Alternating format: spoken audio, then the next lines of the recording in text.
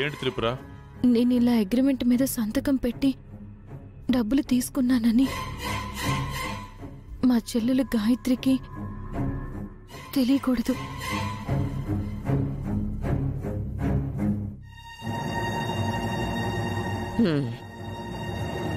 అలాగే ఆ అగ్రిమెంట్ మీద సంతకం పెట్టు.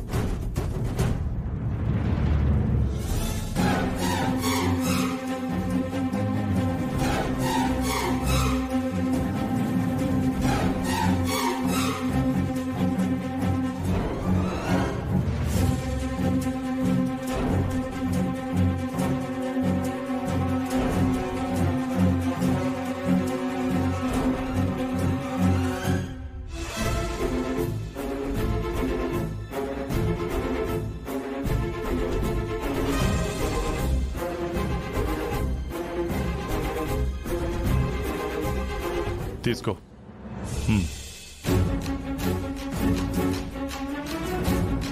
బాలగారికి ఎలా ఉంది? కోలుకుంటున్నాడు. నేను ఈ డబ్బులు వెంటనే కట్టేయాలి.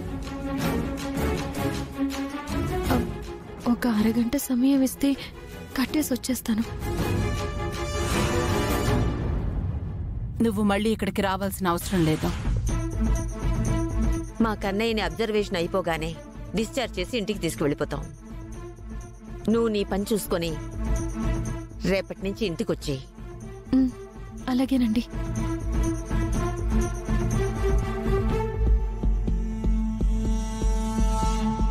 వస్తానండి.